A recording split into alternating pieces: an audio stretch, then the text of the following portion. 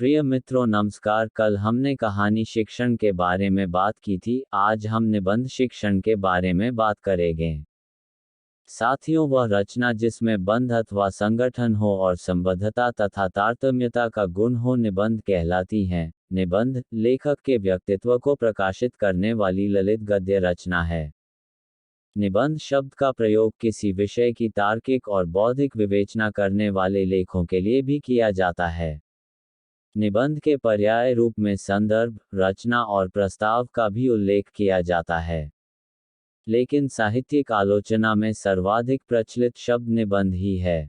हिंदी साहित्य के आधुनिक युग में भारतेंदु और उनके सहयोगियों से निबंध लिखने की परंपरा का आरंभ होता है। निबंध एक क्रमबद्ध लेख को कहते हैं। मुख्यतः निबंध कई तरह के होते हैं: वर्णनात्मक, विवरणात्मक, सूचनात्मक, तुलनात्मक, संस्मरणात्मक, भावात्मक, कथात्मक, विचारात्मक, समीक्षात्मक और गवेषणात्मक। भावात्मक निबंधों की भाषा अधिक मर्मस्पर्शी, काव्यात्मक और प्रवाहपूर्ण होती है। निबंध में सर्वप्रथम प्रस्तावना और अंत में उपसंहार का प्रयोग किया जाना चाहिए। कक्षा 6 और 7 के बालकों को निबंध रचना के बारे में निर्देशन दिया जाना चाहिए। कक्षा 10 और 11 के बालकों के विचार प्रधान निबंध रचना के बारे में निर्देशन दिया जाना चाहिए।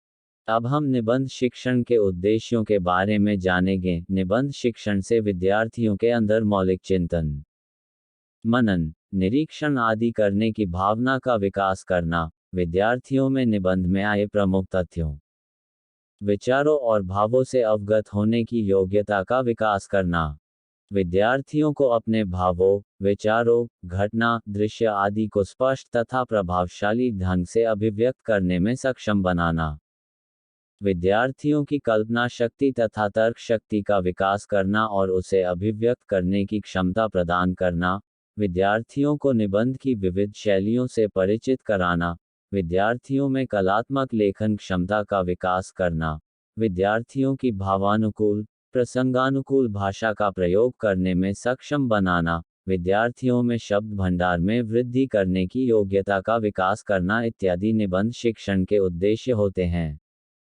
प्रिय मित्रों, आज की क्लास में हमने निबंध शिक्षण के बारे में चर्चा की है। आपको यह क्लास निश्चित रूप से पसंद आई होगी। आप हमसे टेलीग्राम पर जुड़ सकते हैं। सर्च करें उपकार क्लासेज जोधपुर।